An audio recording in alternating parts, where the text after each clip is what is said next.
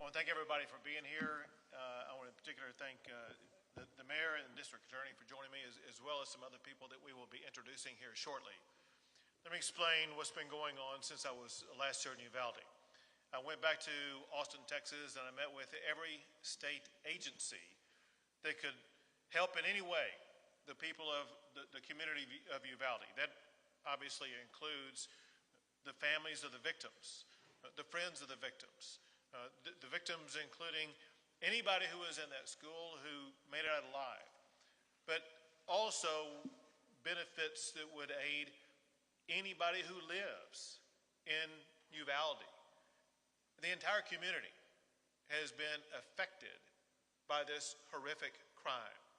And through these state agencies that you will be hearing more about here shortly, you will see that we have, as a state, tremendous benefits that can aid those who are suffering and those who will continue to suffer, sometimes for many years. One thing I must emphasize, and that is we are going through short-term challenges right now. The reality is many of the challenges will be long-term challenges. Texas stands with Uvalde for the long term in helping every single person in this community be able to piece their lives back together, to heal as much as they possibly can.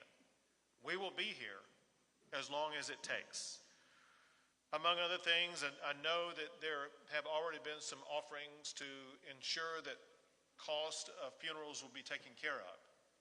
During the course of the meeting, there was an anonymous donor who attended the meeting and provided $175,000 to ensure that every cost of every family concerning anything about the funeral services is going to be taken care of. We appreciate that anonymous donor for his generosity, and we will ensure that those resources get into the right hands to make sure that no family who is suffering from incalculable heartbreak at this time will have to worry about a single cost with regard to anything concerning this travesty. Now, in addition to that, there are all kinds of needs as well as all kinds of services. One of the needs is need for mental health care. And we have an abundance of mental health care services that we are going to be able to provide. That includes state and private providers that will be providing mental health assistance to anyone in the community who needs it. And when I say anyone, that means the totality of anybody who lives in this community. We believe that you would benefit from mental health care services. Those mental health care services are free. We just want you to ask for them. The way that you can ask for them, whether it be today, tomorrow, next month, or next year, is this number: 888-690-0799.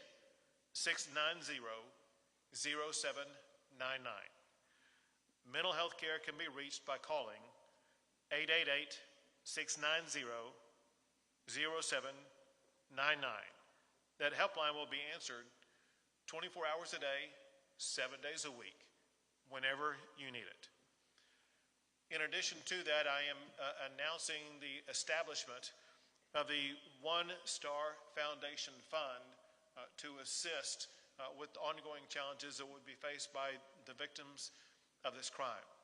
To put this into perspective, to help you understand how this works, we opened up a fund like this in the aftermath of Hurricane Harvey to assist all of the thousands of victims of Hurricane Harvey and received millions of dollars in support that went to those who faced challenges because of Hurricane Harvey. The exact same thing applies here. Right here is the address. It's onestarfoundation.org. onestarfoundation.org. To be more precise, if you go to onestarfoundation.org/Uvalde, you make a contribution at that site that is already a pre-registered 501c3 organization, provide a donation to that site. There is no overhead cost. 100% of the money that you donate is going to be going directly to victims of this horrible crime to help them with their lives. One of the pre-designated donation sites that it would be going to is the Robb School Memorial Fund. So again, the onestarfoundation.org.uvalde. Well, you can do your part to help out the people in this community that are suffering in incalculable ways. In addition to that, we have set up a central headquarters for Victim Assistance Services at the Family Assistance Center located at the Uvalde County Fairplex. As we'll discuss probably here momentarily, there may be a relocation of that site, and we will keep everybody fully informed about where the relocation site will be. Every family impacted by the shooting has been assigned an advocate to help them with their needs.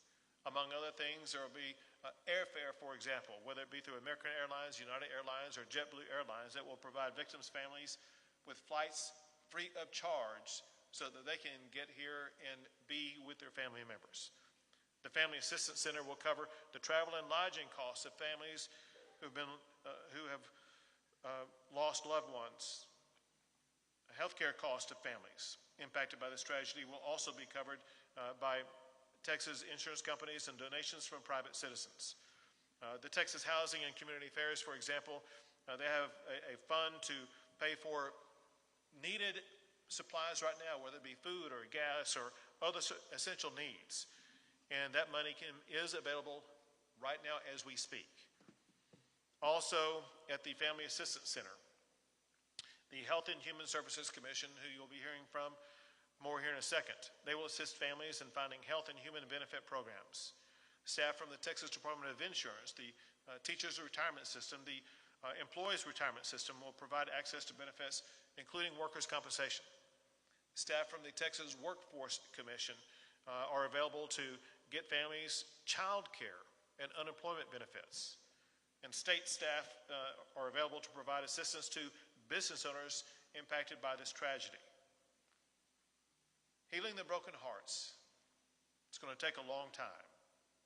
But through the generosity of our fellow Texans and the good works of neighbors helping neighbors, we can begin to stitch back together the fabric of Uvalde. Helping us to do that is the leader of Uvalde himself, and that is the mayor of Uvalde, who I would like to ask to speak at this time. Governor, I'd like to thank you for bringing all these state agencies here and the services you've offered our community, our citizens, because these families are going to need this help, not just today, but in the long term, as you mentioned. So for that, Governor, I appreciate, and you know, all I can say is I've seen you these last 2 days, and the compassion and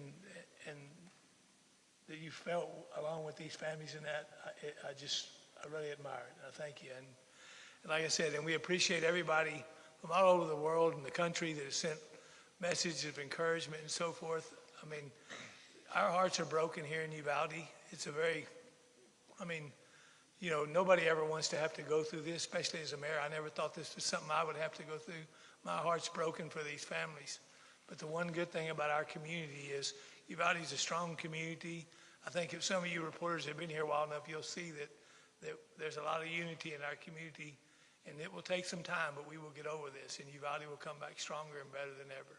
So God bless you, and thank you. Thank you very much. And someone who has been actively engaged in helping the victims of crime already and will remain engaged all the way through is the District Attorney, Christina Mitchell. Thank you, Governor, for being here. And we want to thank everybody that's reached out to us in Uvalde from across the state, from across the country, and across the world. We greatly appreciate all the support and kind words and prayers and assistance that has been sent to us. And like the mayor said, here in Uvalde County, we are down-to-earth people, we are salt of the earth people, and we are a family. And like a family, we're going to get through this together with each other and for each other, and we're asking everybody across the world to continue to support us. So I, the district attorney, along with the FBI victims assistance people, the DPS victim assistance people, the Attorney General's office, we have set up a family assistance center at the Uvalde County Fairplex here in Uvalde. And at that center, it's a one-stop shop for all the victims. And we say victims, we mean everybody that was associated with Robb Elementary School.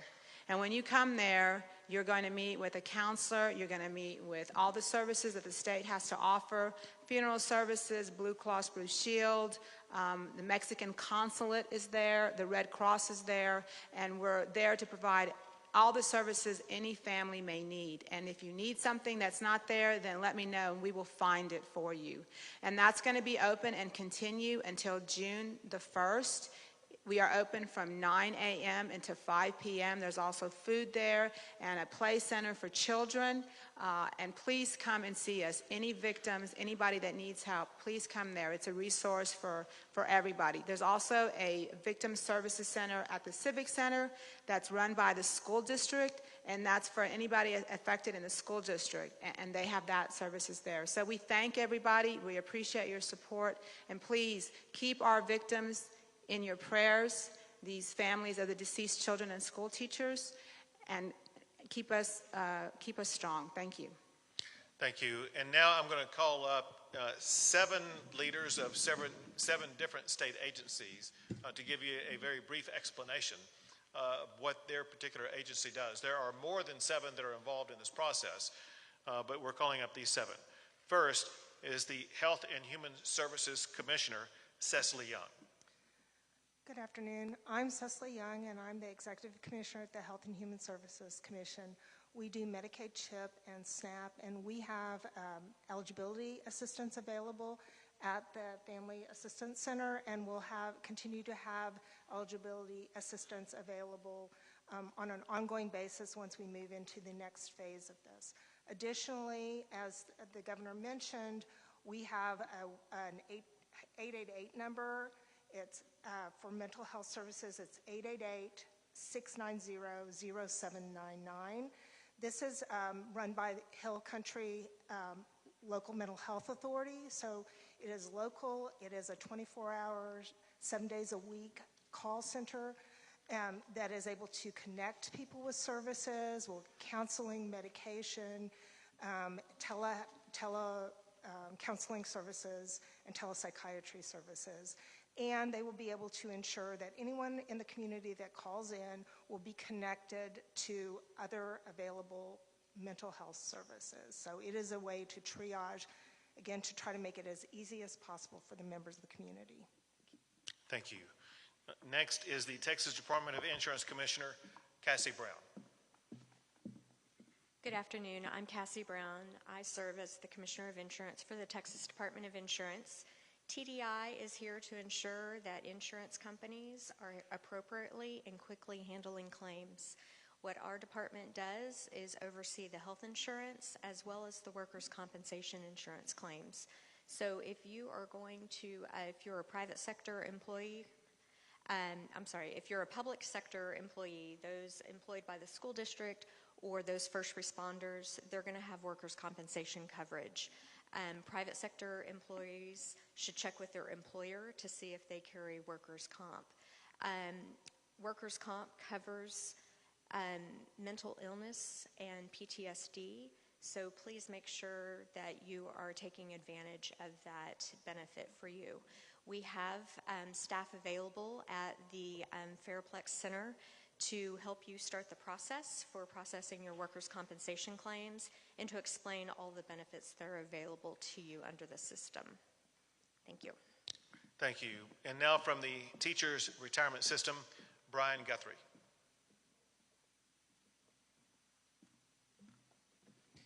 Thank you. Good afternoon. My name is Brian Guthrie. I'm the Executive Director of the Teacher Retirement System of Texas.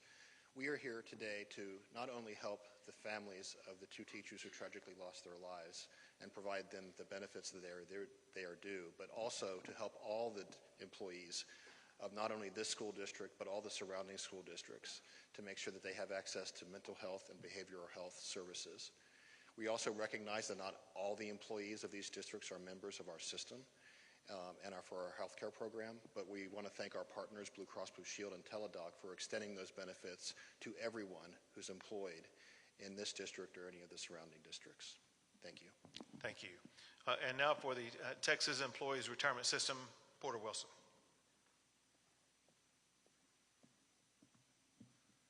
I'm Porter Wilson, the Executive Director of the Employees Retirement System of Texas. We provide retirement benefits, but more importantly here, health insurance benefits to state employees, but also to employees of higher education in the community.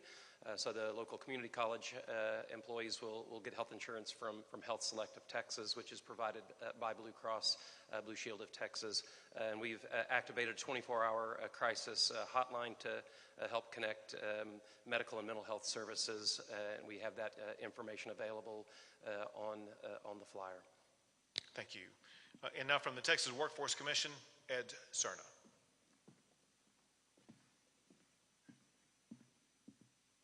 My name is Ed Cerna. I'm the Executive Director of the Texas Workforce Commission. The Workforce Commission has a local presence on Main Street in our local Workforce Development Office, and through that office we'll provide child care services for not only the families of the victims, but also anyone who is associated in the school or first responders. We'll also look to protect any TANF or SNAP benefits that an individual is receiving, so that they don't lose those benefits because they're unable to work or to continue their training. We'll also assist with anyone needing priority concerning unemployment insurance or businesses that need assistance during this time. We're available locally, so please, and we're also out at the Assistance Center as well. Thank you, Governor. Thank you. And now the head of the TDHCA.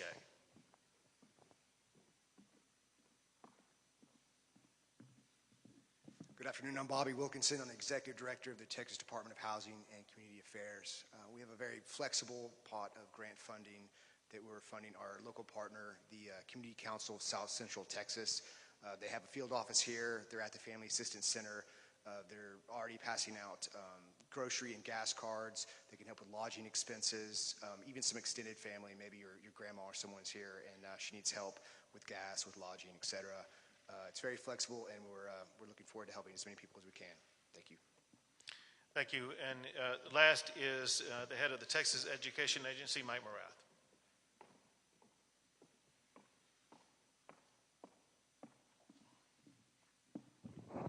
Thank you. TEA has been working in close coordination with the school system. I want to say thank you publicly to Hal Harrell for your leadership and for the work that all of our educators have done. The agency provides support directly in the form of grant funds. We have offered supplemental counseling services. Those counseling services have been provided really around the clock since this began, and will continue to provide support as the school district prepares its responses for both summer and this fall. Thank you. So once again, whether it be the services you heard about, or there are many more that we talked about earlier, providing briefing to local officials. The state of Texas has robust resources to ensure that these families who have been devastated by this horrific crime, as well as the entire community, we will be able to help them with any and all of their needs.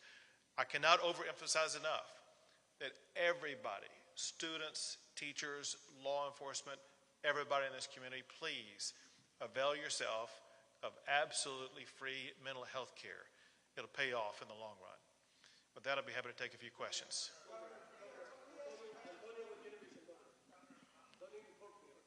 Go ahead.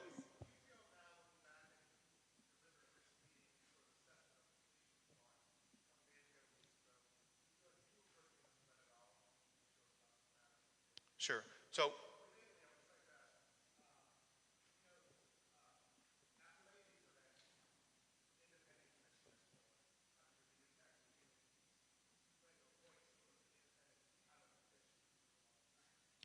I'll directly answer your questions. Before I start answering questions unrelated to the discussion that we've had about the benefits that we're providing to the community, let's take those questions first. I'll come back to you first. Go ahead.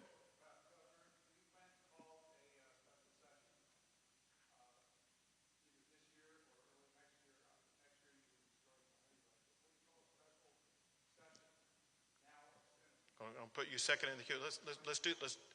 Let me make clear, maybe I wasn't clear. Before I start taking questions, unrelated to the benefits that we're providing to the community. We have an obligation as a state to communicate to the people of this community the benefits that are available to them. Their lives are crushed. They have no idea what's going on. They may have no idea whatsoever how they're going to pay a bill. Let me give you an easy example of something explained to me. There was a parent who lost some glasses that were crushed in everything that happened. And he told someone he had no money to pay for it. We have money to pay for that stuff. There are people who have no idea about getting food. We have money that can buy them food. Let's discuss, if you have any questions about these benefits. If you don't have any questions, that's fine. But if there's anybody here.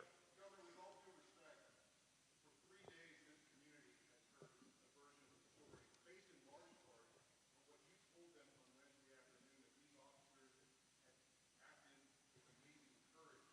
Today we learned that 19 officers stood in the hallway of that school for nearly an hour while a gunman was inside with those children, which goes against the way they've been trained. Sure.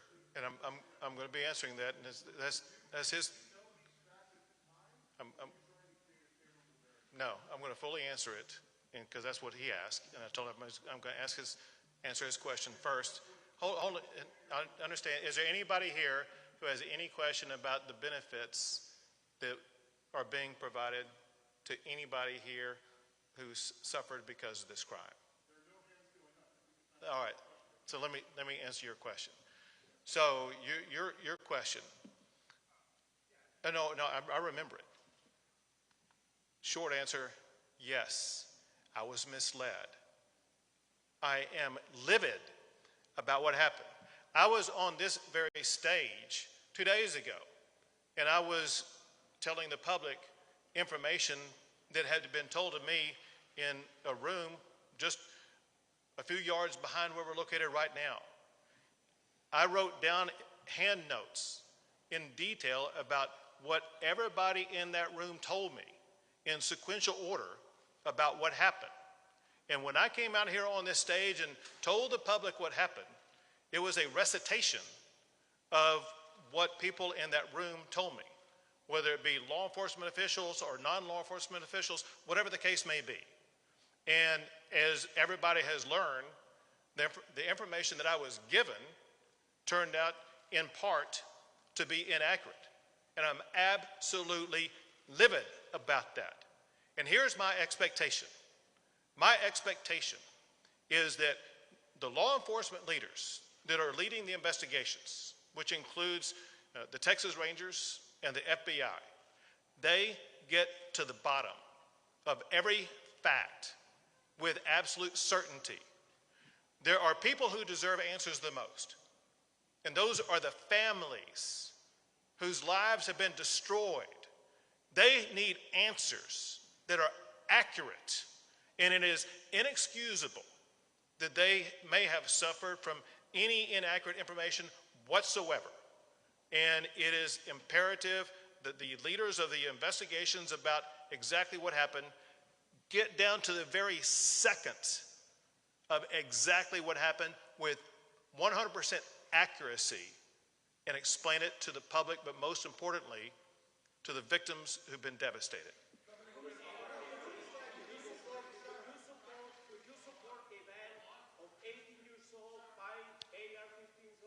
He had a backup question, and I'm coming to you next.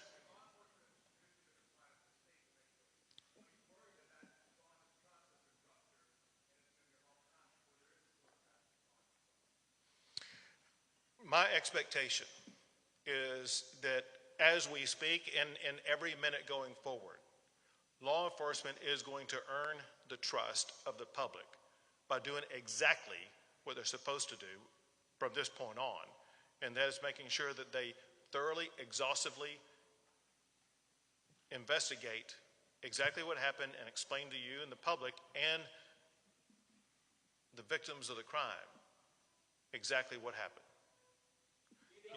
I told this guy I was coming to him next.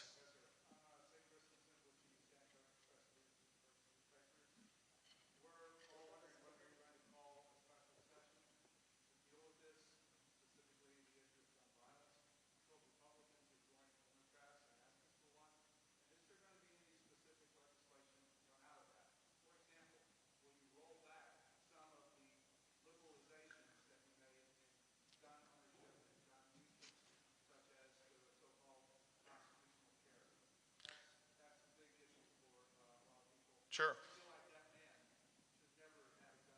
Well, let me answer your second question first, and then I'll answer your first question. So in your second question, you talked about the rollback of any of the legislation that I signed this past session. Let's be clear about one thing. None of the laws that I signed this past session had any intersection with this crime at all. No law that I signed allowed him to get a gun, the gun that he did get. And so, again, there was nothing about the laws from this past session that has any relevancy to the crime that occurred here. With regard to special session, let me just say this, and that is, first of all options are on the table. Second, most importantly, to your point, do we expect laws to come out of this devastating crime? The answer is absolutely yes. And there will be laws in multiple different subject areas. For example, I do fully expect to have every law that we pass in the aftermath of the Santa Fe shooting to be completely revisited. And first, we need to gain the information about exactly what happened at the school to find out the extent to which those laws were complied with, to the extent that they were not complied with, to find out what shortcomings allowed this travesty to occur. Then second, we need to have a discussion and pass laws to make sure that our schools are safer. And the people of Uvalde, but the people of Texas deserve that. Second, as I was discussing 2 days ago, you can expect robust discussion, and my hope is laws passed that I will sign addressing health care in this state. There is an array of health care issues that we face as a state in general, but there are an array of health care issues that relate to those who commit gun crimes in particular. Those need to be addressed, whether it be the health care issues that I talked publicly here with the mayor about 2 days ago, and that would affect the community in general, or whether it be laws that address the challenges that are now surfacing that this killer had in his life that lead to someone doing what he did. And then there will be all other kinds of issues. But there will be committees formed, there will be meetings held, there will be proposals that will be derived, many of which will lead to laws that will be passed in the state of Texas. Because let me make one thing perfectly clear. The status quo is unacceptable. This crime is unacceptable. We're not going to be here and talking about it and do nothing about it. We will be looking for the best laws that we can get passed to make our communities and schools safer. Go ahead.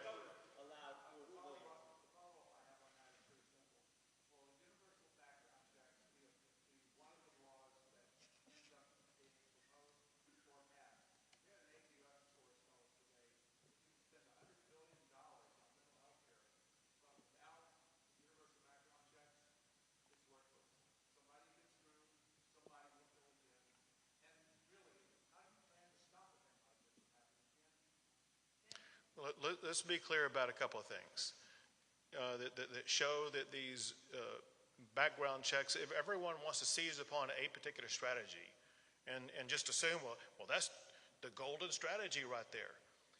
Look at what happened in the Santa Fe shooting. A background check had no relevancy whatsoever because the killer took the gun from his parent.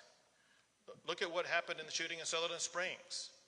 There was a background check that was done. It was done in a flawed way that allowed the killer to get a gun. And so anyone who suggests, well, maybe we should focus on background checks as opposed to mental health, I suggest to you is mistaken. If there's anybody here who thinks we have perfect health care in this country, in this world, they're wrong. If there's anybody who thinks that we can't do more to address mental health care, they're wrong. They can. We can. And we're going to. Go ahead. Go ahead. Yes.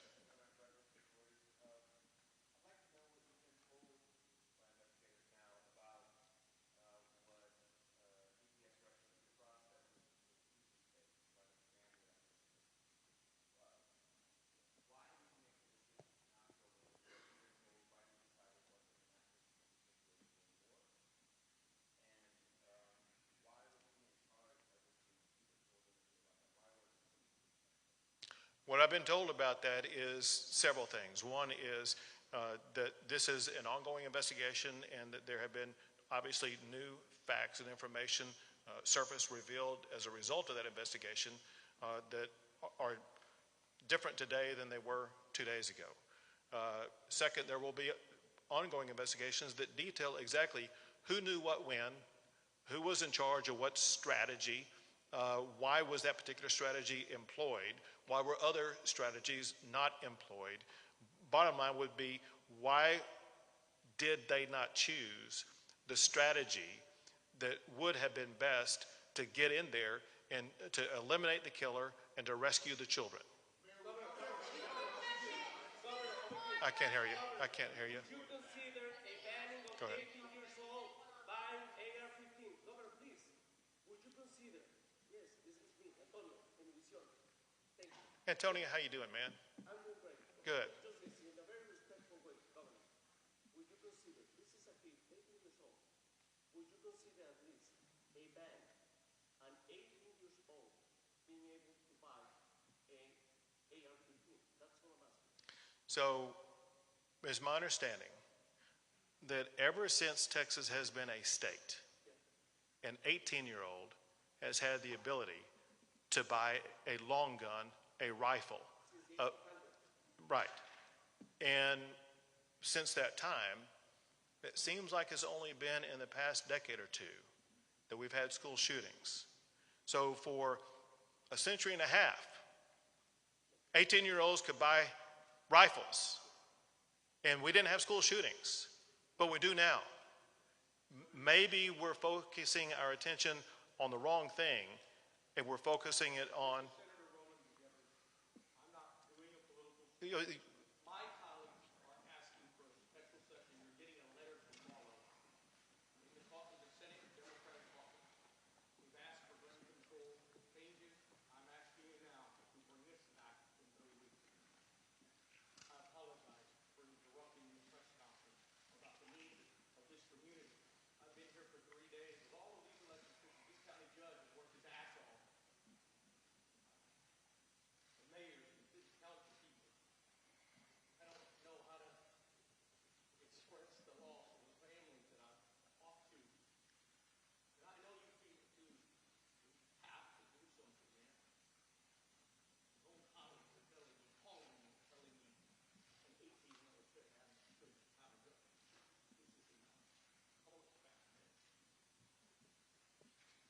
Call us back, man. Next question. I can't hear you. Speak up. On that earlier question about the Uvalde consolidated school district that taking Arizona, are you specifically investigating what is the status of his employment? Has he been stood down under investigation? Can I was unable to hear the first part of your question. Would you restate it? On the school's police check, take Arizona. The gentleman who stopped the police going in earlier, is he specifically under investigation, and what is the status of his employment? Has he been stood down pending investigation? What is the situation? Okay. So every act by every official involved in this entire process is under the investigation conducted both by the Texas Rangers and by the FBI. Every act of all of those officials will be known and identified and explained to the public. But I cannot overemphasize enough, we need to get that information to the families of all these victims who deserve to know the most. As far as his employment status is concerned, that's something that is beyond my control and I have no knowledge about. Go for it. Sure.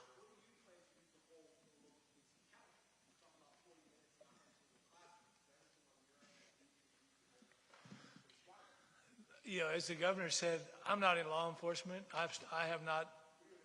I'm the mayor of the city, and once we know what took place, what went down, we'll get to the bottom of it and see. I've been just as confused as you are, because as the governor was, I got the same information that the governor got until yesterday afternoon, I was blown away, and again this morning, other information. So I don't have an answer for you yet, but I can tell you if we need to make changes in that, we will.